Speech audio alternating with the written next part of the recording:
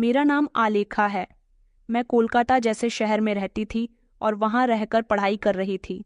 मेरी मुलाकात अपने ही कॉलेज में पढ़ने वाले अनुराग से हुई थी, जिसके साथ पहले तो मेरी दोस्ती हुई और उसके बाद हम दोनों एक दूसरे से मोहब्बत करने लगे।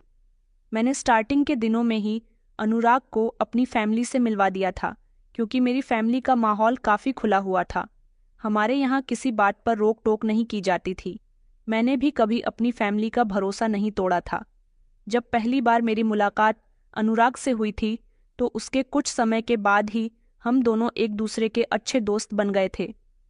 अनुराग ही नहीं, बल्कि उसके अलावा भी मेरे बहुत सारे लड़के दोस्त थे, जिनको लगभग मेरी फैमिली वाले जानते ही थे।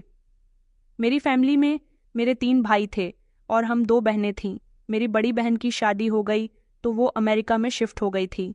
उसके बाद मैं बची, जो कॉलेज में पढ़ाई पूरी करने के बाद जॉब कर रही थी। अनुराग पहले तो हमारे शहर में पढ़ाई करने के लिए आया था, उसके बाद उसकी जॉब कोलकाता में ही लग गई थी। उसकी फैमिली बंदपारा के एक छोटे से गांव में रहती थी।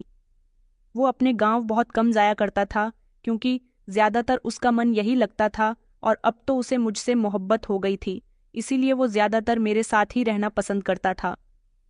मैं अपने हर बर्थडे पर अपने सारे ही दोस्तों को अपनी बर्थडे पार्टी में इनवाइट किया करती थी, और बर्थडे पार्टी मैं ज़्यादातर अपने घर से ही करती थी, इसलिए मेरे सारे ही दोस्त उसमें आते थे और मेरे फैमिली वाले भी जानते थे कि मेरे कौन कौन से दोस्त हैं। उनमें से एक अनुराग भी था, जिसको मेरी फैमिली अच्छी तरह से जान गई थी। वक्त गुजरने के बाद जब अनुराग से मेरी मोहब्बत का सिलसिला शुरू हो गया था, तो ये बात भी मेरी फैमिली को पता चल गई थी कि मैं अनुराग के साथ रिलेशनशिप में आ गई हूँ। मेरे घर वालों को इस बात से कोई ऐतराज़ नहीं था। वक्त इसी तरह से गुजरता गया। हम दोनों पढ़ाई पूरी करने के बाद 171 ही कंपनी में नौकरी भी करने लगे थे। जिंदगी बहुत हसीन लगने लगी थी। मैं अनुराग से उनकी फैमिली के बारे में पूछती थी, तो वो मुझे सिर्फ इतना ही बताता था कि वो लोग जिस गांव में रहते हैं, वहाँ ज़्यादातर रोजगार नहीं है। वहाँ के लोग बहुत ही ज़्यादा जिंदगी गुजार रहे हैं, तभी तो वो यहाँ रहकर नौकरी करता था और यहीं पर किराए के फ्लैट में रहा करता था। वैसे तो गांव में उसके एक बड़े भाई और 2 छोटी बहनें भी थीं, इसलिए उसे अपने परिवार की ज़्यादा परवाह नहीं होती थी। उसके घरवालों का फ़ोन आया करता था। उसकी माँ उससे बहुत प्यार करती थी। उसके पिता की मौत हो चुकी थी, भाई की शादी हो चुकी थी और एक बहन की भी शादी हो गई थी। अनुराग मुझे हमेशा अपने परिवार के बारे में और गांव के रहन सहन के बारे में बताता रहता था। उसने कई बार मुझे ये भी बताया था कि उसकी बड़ी भाभी ने उसकी माँ का दिल भी जीत लिया है। वो हमेशा उसकी माँ की सेवा करती है।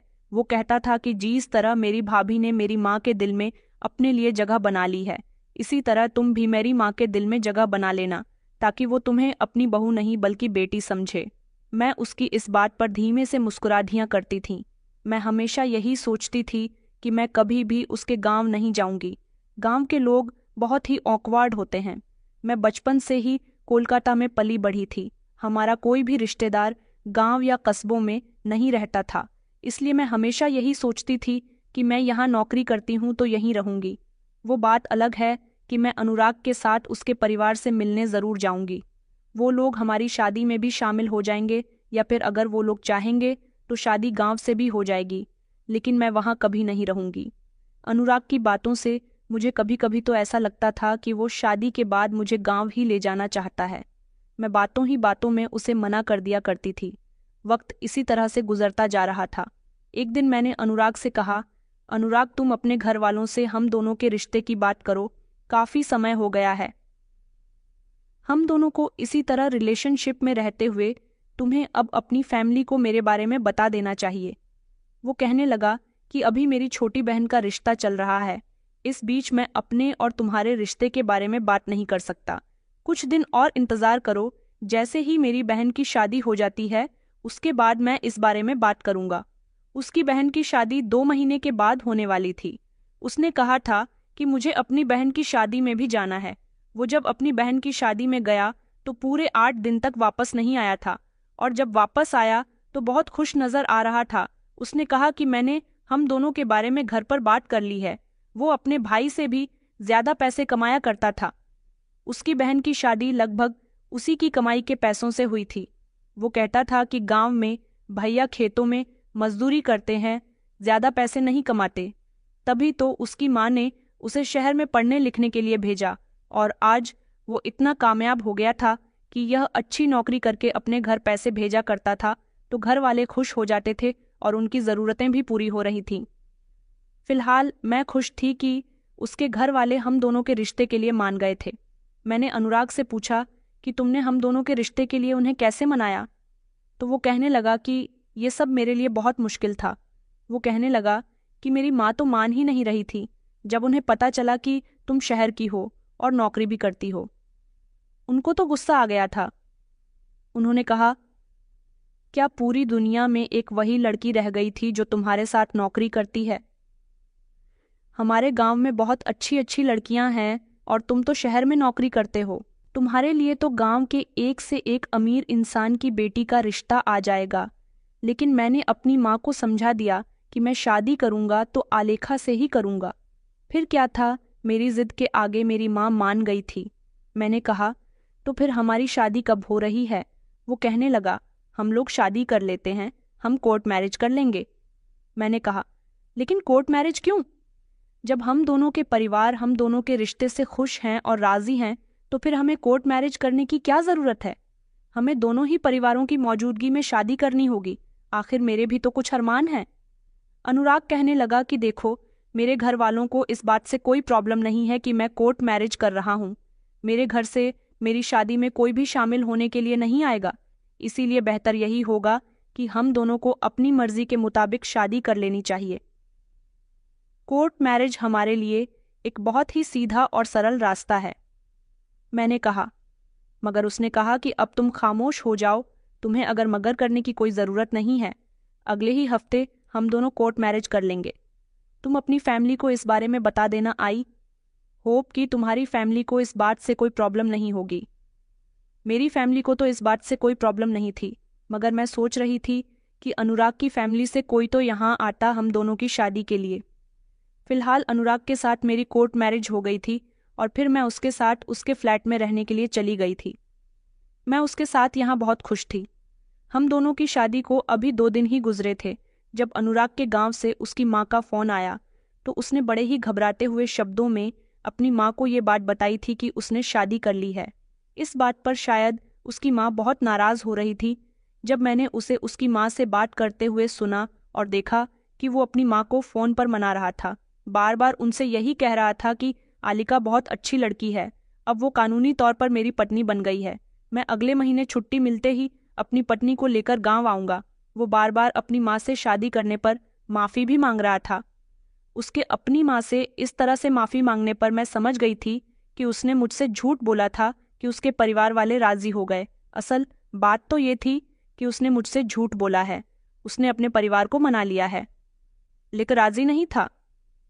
जब ये बात मैंने उससे पूछी कि तुमने मुझसे झूठ क्यों बोला, और मैं तुम्हें तुम्हारी माँ से बात करते हुए सुन चुकी हूँ। क्यों?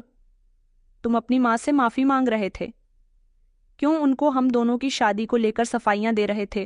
तो उसने शर्मिंदा होते हुए मुझे बताया कि आलेखा, दरअसल जब मैं अपनी बहन की शादी में गांव गया था और मैंने तुम्हारे बारे में अपनी माँ को बताया था, तो उन्होंने साफ इनकार कर दिया था कि वो शहर की लड़की को अपने घर की बहू नहीं बनाएंगी।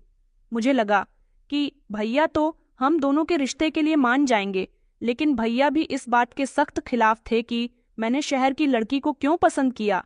उन लोगों ने मना कर दिया था कि तुम उस लड़की से शादी नहीं करोगे, तुम्हारी शादी हमारे गांव में ही होगी। भैया ने भी मेरा साथ नहीं दिया। माँ और भाभी भी तुम्हारे लिए राजी नहीं हो रही थी और मैं तुम्हारा उदास चेहरा भी नहीं देख सकता था। इसलिए जब मैं गांव से वापस आया तो मैंने तुम्हें भरोसा दिलाया कि उन लोगों को मैंने मना लिया है, लेकिन वो लोग मानना तो दूर, अब की बार मुझे नौकरी करने के लिए शहर भेज भी नहीं रहे थे।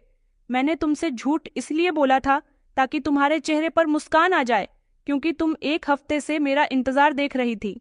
मैंने सोचा कि मेरे घर वाले तो हम दोनों की शादी के लिए कभी राजी नहीं होंगे, इसलिए मैंने तुमसे कोर्ट मैरिज करने का फैसला किया और सोचा कि जब हमारी एक बार शादी हो जाएगी तो कोई भी हमारे बीच की रुकावट नहीं बनेगा। मैंने कहा, अनुराग, ये तुमने क्या किया? इसका मतलब कि हम दोनों की शादी में तुम्हारे परिवार की मर्जी शामिल नहीं थी। वो कहने लगा कि मैं सब कुछ ठीक कर दूंगा। मैं तुम्हें छोड़ना नहीं चाहता था, वो लोग तुम्हें मुझसे अलग कर देते। मैंने कहा, अब हमारी शादी तो हो गई है, लेकिन तुम्हारे परिवार वाले तुमसे नाराज हो जाएंगे। तुम्हारी माँ ने ये खबर सुनने के बाद क्या कहा? वो कहने लगा कि माँ तो बहुत नाराज हो रही है, मगर मुझे अपनी माँ और अपनी फैमिली पर यकीन है कि मैं उन लोगों को मना लूंगा। मैंने कहा, वो कैसे? तो वो कहने लगा, वो ऐसे कि जब अगले महीने हम दोनों की छुट्टियां होंगी तो मैं तुम्हें अपने साथ गांव लेकर चलूंगा। जब वो देखेंगे कि उनकी बहू इतनी सुंदर है तो सब लोग खुश हो जाएंगे और फिर उनके मन की नाराजगी भी निकल जाएगी। मैंने कहा, चलो ठीक है। मुझे अनुराग की इस हरकत से टेंशन तो हो गई थी, लेकिन फिर मैंने सोचा कि अपनी फैमिली को वही ज्यादा बेहतर जानता है, इसलिए उसे ही पता होगा कि अपनी फैमिली को कैसे हैंडल करना है। मुझे इतनी टेंशन नहीं लेनी चाहिए। गांव जाने से पहले हर दिन वो अपनी फैमिली से फ़ोन पर बात किया करता था और उनको मनाने की कोशिश किया करता था कि अब उसने शादी कर ली है, मगर ना तो कोई उससे ढंग से बात कर रहा था और ना ही किसी का मूड ठीक था। हम दोनों शादी के बाद इसी तरह से जॉब कर रहे थे जैसे कि पहले किया करते थे। मेरी जिंदगी में तो किसी तरह का कोई बदलाव नहीं आया था। ना खुश थी कि अनुराग बहुत अच्छे थे, शादी के बाद भी वो मेरा बहुत ख्याल रख रहे थे। मगर जब गांव जाने का समय आया तो अनुराग और मैं गांव चले गए थे। उनका गांव काफ़ी दूर था मगर बहुत सुंदर था। मैं नूराग की फैमिली से मिलने के लिए बहुत एक्साइटेड हो रही थी क्योंकि वो मेरी ससुराल थी। हमने सोचा था कि हम लोग वहाँ एक हफ्ता ठहर कर आ जाएंगे। वहाँ जब मैं पहुंची तो मैंने देखा कि मेरे ससुराल का घर तो बहुत छोटा है और इस छोटे से घर में ढेर सारी गंदगी फैली हुई थी। जब हम लोग वहाँ पहुँचे तो अनुराग की पूरी फैमिली उससे नाराज़ थी, लेकिन उसने बिल्कुल ठीक कहा था कि मुझसे मिलने के बाद सब लोग ठीक हो जाएंगे और मैंने भी सोच लिया था कि मैं सबका दिल जीत लूंगी। उसके भैया भाभी और उसकी बहनें तो ठीक थीं, लेकिन उसकी माँ हमसे ठीक से बात भी नहीं कर रही थी। अनुराग ने मुझे उनसे मिलवाया, मैंने उनका आशीर्वाद लिया तो उन्होंने मुझे आशीर्वाद भी नहीं दिया था। सुना था कि मेरे ससुराल में मेरी सास की ही बहुत चलती है। सब लोग उनसे डरते थे। अगर कोई नहीं डरता था तो वो था मेरा पति। मेरी सास ने घर में बहुत सारे जानवर पाल रखे थे, बकरियां, मुर्गियां और खरगोश भी। इन सारे जानवरों की वजह से घर में बहुत ही गंदगी फैली हुई थी। मैंने अपनी जेठानी को देखा जिनका पहनना उड़ना बहुत ही अजीब सा था। वो अपने देवर के सामने भी लंबा सा घूंघट करके आ रही थी। जैसे कि हम घर के अंदर दाखिल हो रहे थे तो अनुराग ने मुझसे भी कहा था कि तुम अपने सर पर दुपट्टा रख लो, माँ को ये सब पसंद नहीं है।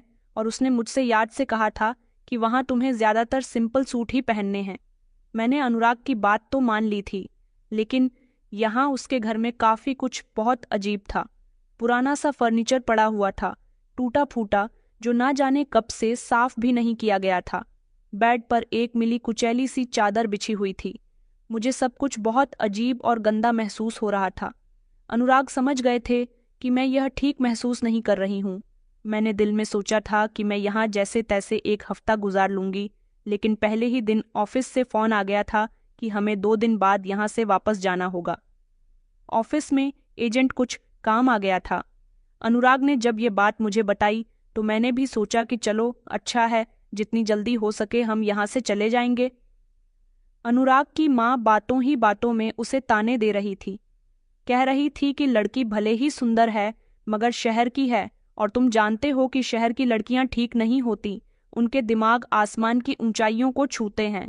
2 दिन हम वहां पर रहे लेकिन फिर भी अनुराग की माँ का मूड ठीक नहीं हुआ था।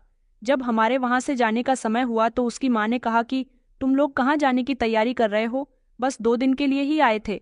उनके ऐसा पूछने पर अनुराग को लगा कि उनका मूड ठीक हो गया है। उसने कहा, माँ, हम अगली बार ज़्यादा दिनों के लिए आएंगे क्योंकि हम दोनों को ऑफिस ज्वाइन करना है। ऑफिस में काम ज़्यादा है। ये बात सुनकर मेरी सास ने कहा कि यहाँ से सिर्फ तुम ही वापस जाओगे, तुम्हारी पत्नी नहीं।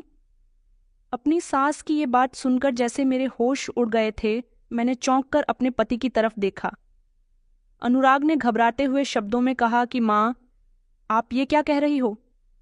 आलेखा और मैं एक साथ नौकरी करते हैं, उसकी नौकरी का नुकसान हो जाएगा। मेरी सास कहने लगी, हाँ तो क्या हुआ, नुकसान होता है तो होता रहे। अब तुम्हारी पत्नी हमारे खानदान की बहू बन गई है और हमारे यहाँ की बहुएं नौकरी नहीं करती। तुम वापस शहर चले जाओ और अपने काम पर ध्यान दो। ये यहाँ रहेंगी और ससुराल संभालेगी। मैंने मुंह बनाते हुए कहा कि नहीं अनुराग, मैं तुम्हारे साथ जाना चाहती हूँ। मैं यहाँ नहीं रुकूंगी। मेरी सास ने एक सख्त नज़र मुझ पर डाली और अनुराग से कहने लगी कि पहले ही हम तुम्हारी वजह से बहुत शर्मिंदा हुए हैं और तुमसे नाराज हैं। अब तुम चाहते हो कि हमारे घर की गृहिणी को भी अपने साथ ले जाओ। तुम यहाँ हर महीने आते तो हो, बहू को नौकरी करने की कोई ज़रूरत नहीं है। पहले भी जो पैसे तुम हमें भेजते रहे हो, उन पैसों से तुम्हारी पत्नी का भी गुजारा हो जाया करेगा। वैसे भी तुम्हारी पत्नी को अब उसूलों के हिसाब से यहीं रहना चाहिए। मुझे लगता था कि इस बात के लिए कभी भी अनुराग राजी नहीं होंगे, लेकिन जब अनुराग ने अपनी माँ से कहा कि ठीक है माँ, जैसा आप चाहती हो वैसा ही होगा, तो मुझे उन पर बहुत गुस्सा आया था। मैंने उसी समय कहा, अनुराग, ये क्या हरकत है? मैं तुम्हारे बिना यहाँ कैसे रह सकती हूँ? अनुराग ने मेरा हाथ पकड़ा और वो मुझे साइड में ले गया था। कहने लगा कि आलेखा, मेरी बात को समझने की कोशिश करो। माँ चाहती है कि तुम यहाँ रहो, कुछ समय की ही तो बात है। कुछ दिन अगर तुम यहाँ रहोगी, माँ की सेवा करोगी, उनका दिल जीत लोगी, तो वो तुम्हें अच्छा समझने लगेंगी और उसके बाद वो तुम्हें नौकरी करने की परमिशन भी दे देंगी। मैं अपनी माँ को बहुत अच्छे से जानता हूँ। वो दिल की बुरी नहीं है, मगर थोड़ी सख्त बिहेवियर की है। मैंने कहा, अनुराग। लेकिन मेरी बात पूरी हुए बिना ही अनुराग कहने लगा कि मेरी खातिर तुम इतना नहीं कर सकती। देखो, भाभी ने माँ का दिल जीत लिया है, तो माँ कैसे भाभी के आगे पीछे घूमती रहती है। इसी तरह तुम भी माँ का दिल जीत लोगी तो माँ तुमसे भी इम्प्रेसिव हो जाएगी और फिर तुम जैसा चाहोगी वैसा ही होगा। मेरी बात समझने की कोशिश करो। अब मैं अनुराग से और क्या कह सकती थी, इसलिए मैं खामोश रही और मैंने कहा कि अच्छा ठीक है, लेकिन तुम हर महीने मुझसे मिलने आते रहा करोगे? उसने कहा, हाँ हाँ, क्यों नहीं, बल्कि मैं तो 15 दिन में एक बार तुमसे मिलने के लिए ज़रूर आऊँगा। यहाँ तुम्हारा बहुत ख्याल रखा जाएगा। मुझे तो नहीं लगता था कि यहाँ मेरा ख्याल रखा जाने वाला है, क्योंकि जैसे घर की कंडीशन हो रही थी, उस हिसाब से मेरा मन कर रहा था कि मैं अभी यहाँ से निकलकर भाग जाऊं। अनुराग मुझे छोड़कर चले गए थे और अभी यहाँ मुझे रहना था।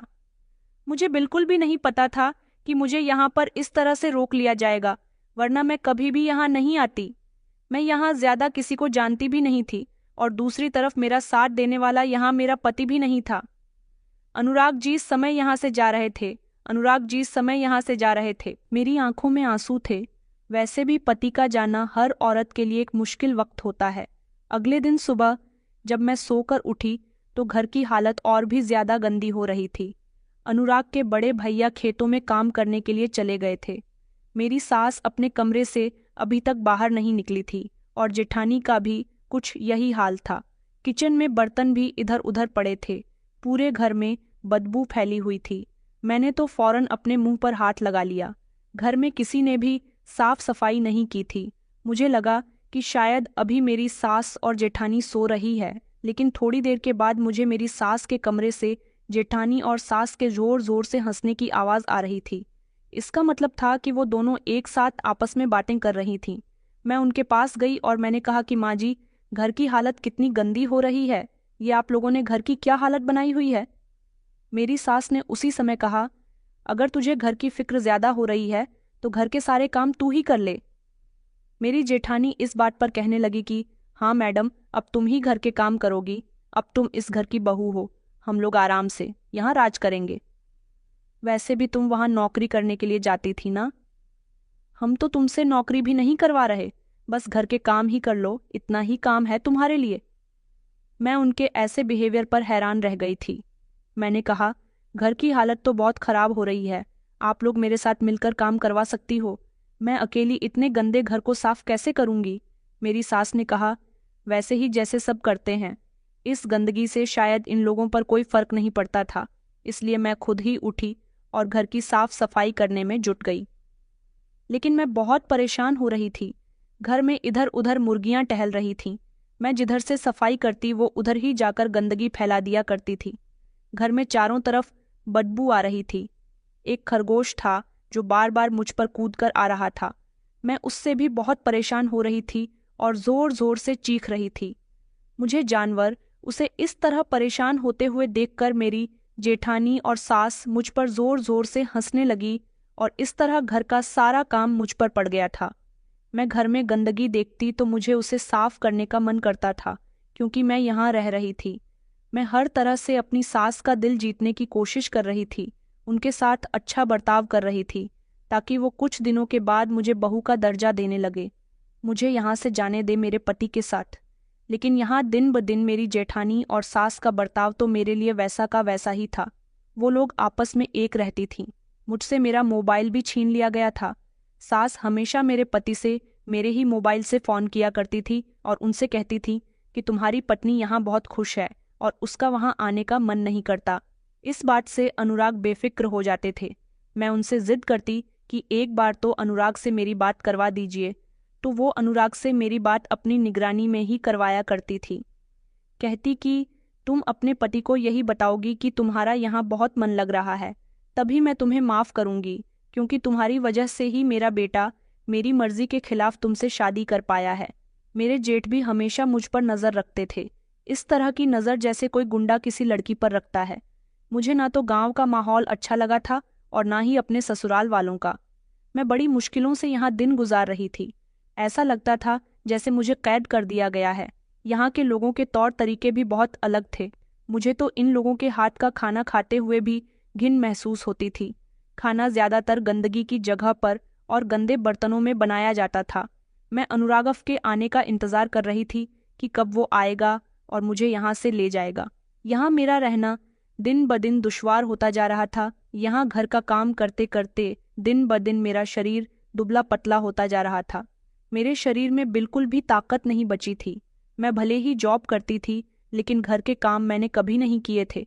यहाँ मुझे हर तरह का काम करना पड़ रहा था। अपनी सास को खुश करने के लिए मैं सारा दिन घर का काम करती, घर में झाड़ू बर्तन करती, कपड़े धोती और सबके लिए खाना भी बनाया करती थी।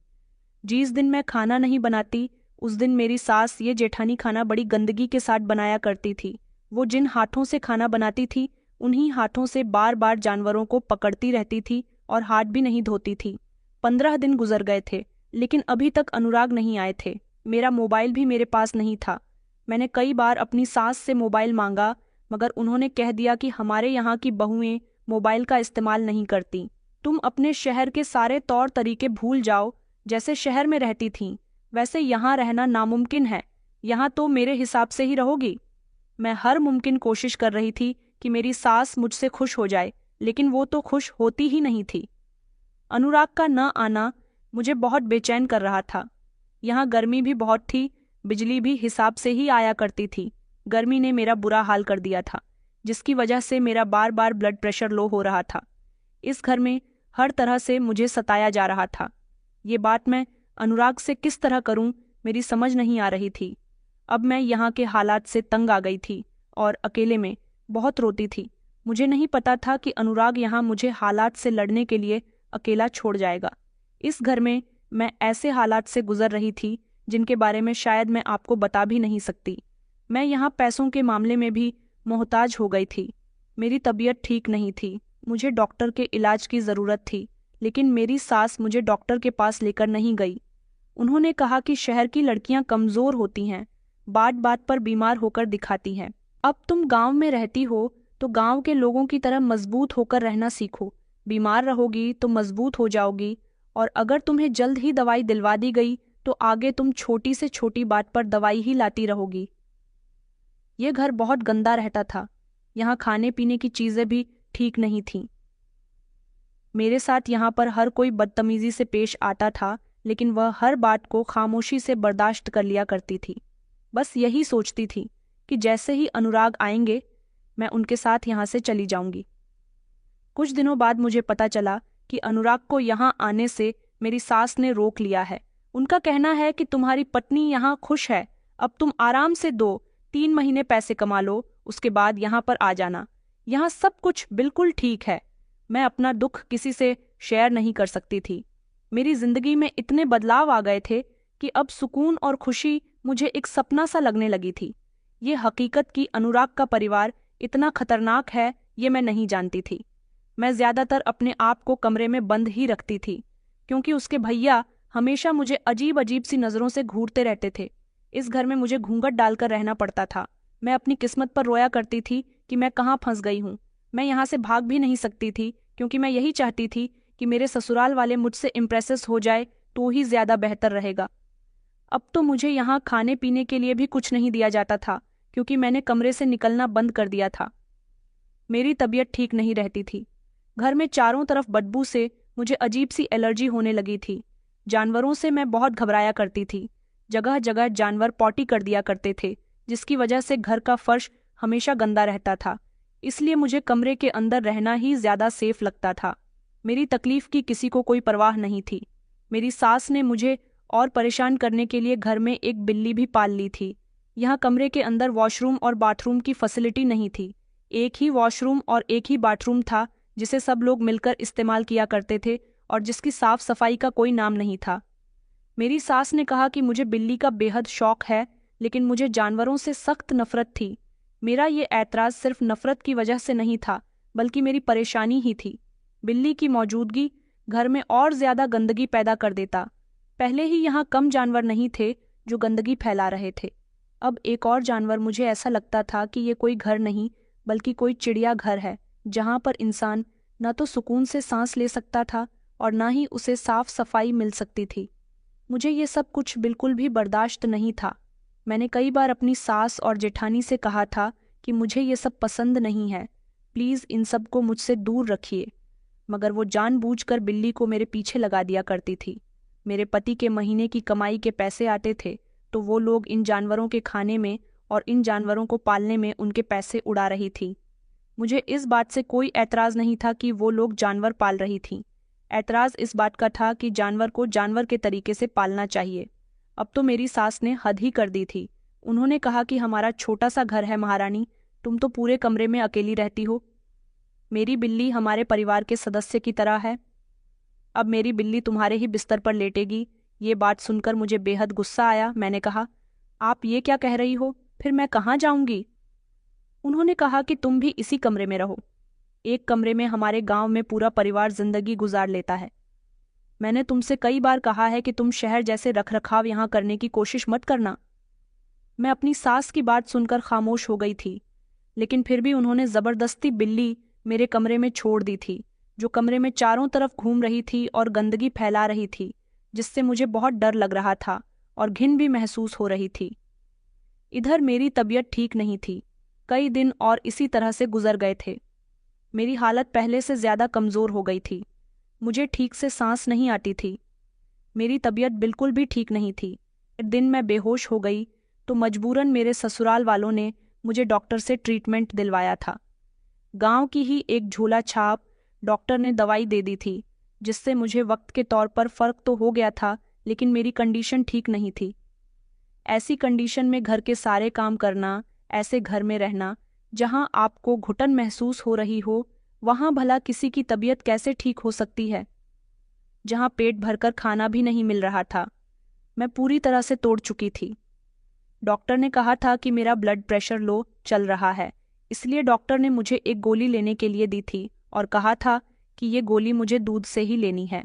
अगर मैं इसे पानी से लेती तो मेरी तबीयत और ज़्यादा बिगड़ जाती और शुगर लेवल भी बढ़ जाता।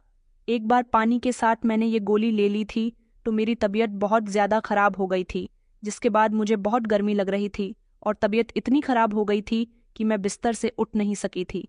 मैं ये जानती थी कि यहाँ ना तो मेरी कोई फिक्र करने वाला है और ना ही मेरे बारे में कोई पूछताछ करने वाला है, इसलिए मुझे खुद ही अपना ख्याल रखना होगा।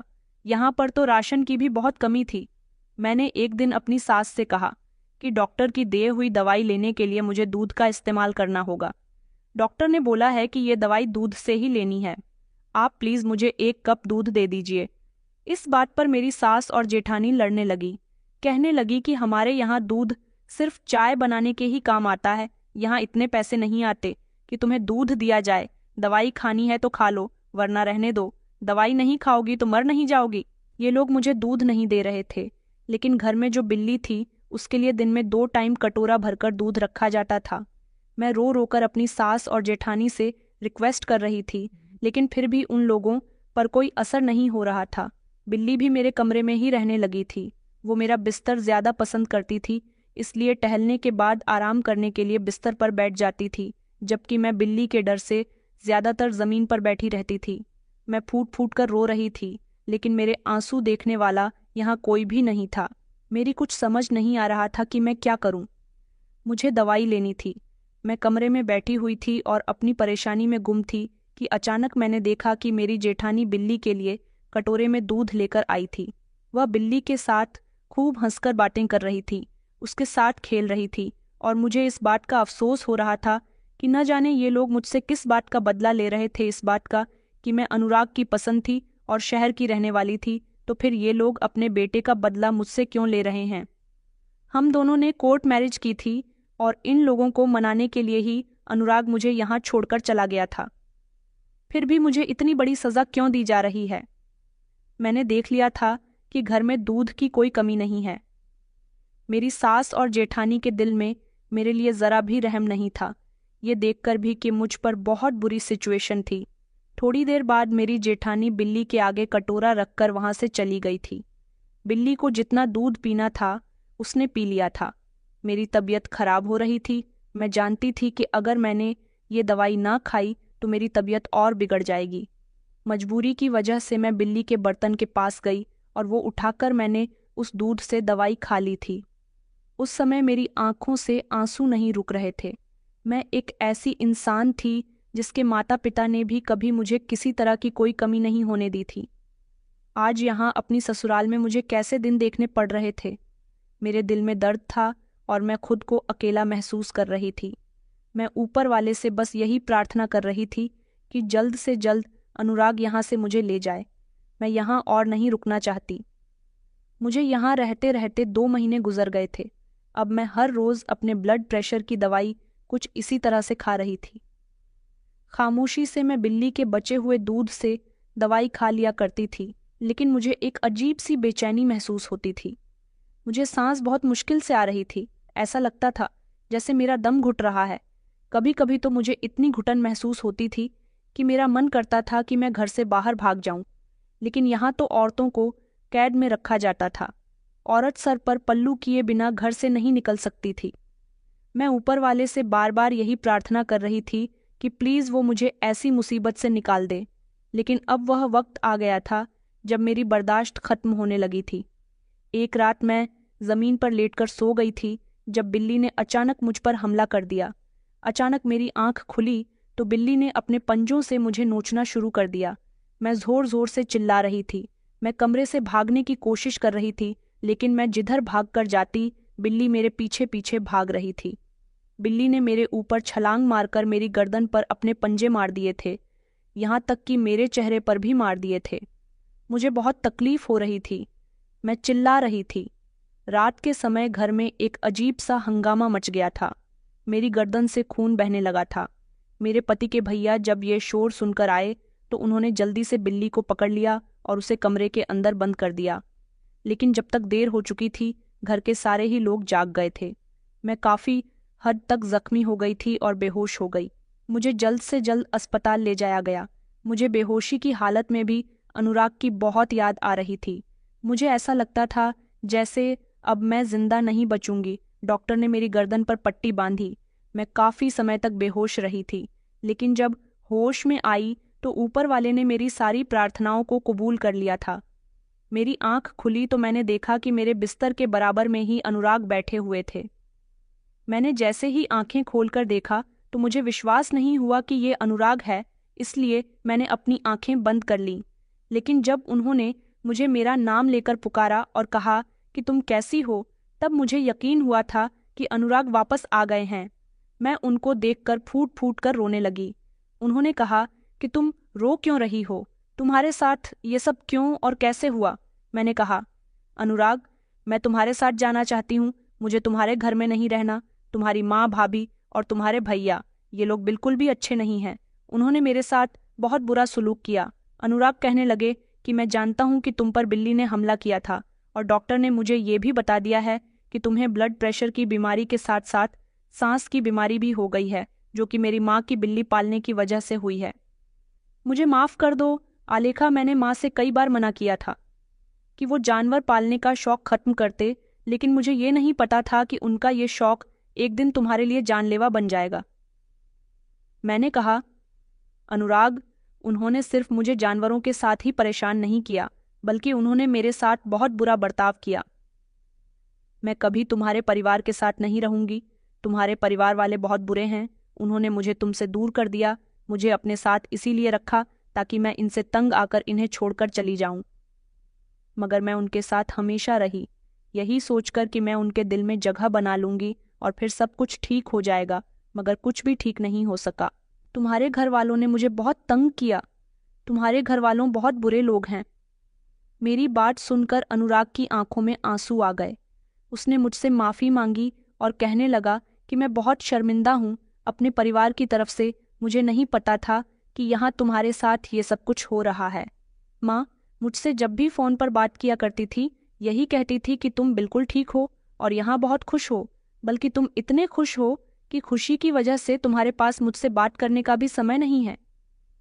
ऑफिस में काम बहुत ज़्यादा था। मैंने सोचा कि मैं प्रोजेक्ट पूरा होने के बाद ही छुट्टियां लेकर घर आ जाऊंगा, जब सब कुछ ठीक है, तो इसीलिए मुझे तुम्हारी ज़्यादा फिक्र नहीं हुई। मगर मुझे ये नहीं पता था कि घर में तुम्हारे साथ ये सब कुछ हो रहा है। वो बहुत ही शर्मिंदा हो रहा था और मुझसे माफ़ी मांग रहा था। उसने कहा कि तुम तो बिल्कुल ठीक थी और सेहतमंद थी, लेकिन मेरे घर वालों ने तुम्हारी सेहत भी बिगाड़ दी और तुम्हें बीमारियों में डाल दिया।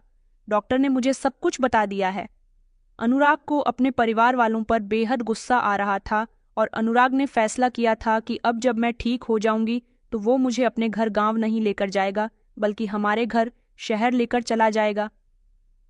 उसने मेरे ठीक होने के बाद अपने भैया, भाभी और माँ से सारे संबंध खत्म करने का फैसला कर लिया था। उन लोगों ने बताया कि हम तुम्हारी पत्नी को इसीलिए तंग कर रहे थे क्योंकि इसने तुम्हें अपने प्यार के जाल में फंसाया और तुमसे शहर में शादी कर ली। अनुराग ने उनको बताया कि इसने मुझसे शादी नहीं की, बल्कि मैंने ही इससे शादी की थी, क्योंकि मैं इसके बिना नहीं रह सकता था और आप लोग नहीं चाहते थे कि मैं शहर की लड़की से शादी करूं। मगर यहाँ रहते हुए आप लोगों ने मेरी पत्नी के साथ जो किया वो बिल्कुल भी ठीक नहीं है। मैं चाहूँ तो आपको सज़ा दिलवा सकता हूँ, लेकिन आप मेरा परिवार हो, मैं आप लोगों से कोई संबंध नहीं रखूंगा। मेरी सास, जेठ और जेठानी को इस बात से बहुत बड़ा सदमा पहुंचा था, क्योंकि मेरा पति शहर जाकर बहुत सारे पैसे कमाया करता था। उन्होंने मेरे पति को रोकने की बहुत कोशिश की, लेकिन मेरे पति के सामने अपने परिवार वालों की हकीकत खुलकर आ गई थी। इसलिए वो मुझे लेकर शहर आ गए और उन्होंने मुझसे वादा किया कि अब वो मुझे कभी अकेला नहीं छोड़ेंगे। मैं एक आत्मनिर्भर लड़की हूँ, फिर भी मैं यही सोचती रही कि कभी तो मेरे ससुराल वाले मुझसे खुश रहेंगे। मगर मैं आपसे यही कहना चाहती हूँ कि जो लोग आपको एक्सेप्ट नहीं करते तो वो आपसे कभी खुश नहीं रहेंगे, चाहे आप जितनी भी कोशिश क्यों ना कर लें। इसलिए अपने घर वालों को खुश करने की भी कोशिश तभी करें जहाँ से आपको उनके खुश होने का कोई रास्ता नजर आता हो, क्योंकि जो लोग आपके लिए दिल में नफरत रखते हैं वो आपकी कितनी ही कोशिश पर भी आपसे इम्प्रेसिस नहीं होंगे। तो दोस्तों, उम्मीद करती हूँ आपको हमारी कहानी पसंद आई होगी। कहानी पसंद आई है तो वीडियो को लाइक और चैनल को सब्सक्राइब करें। धन्यवाद।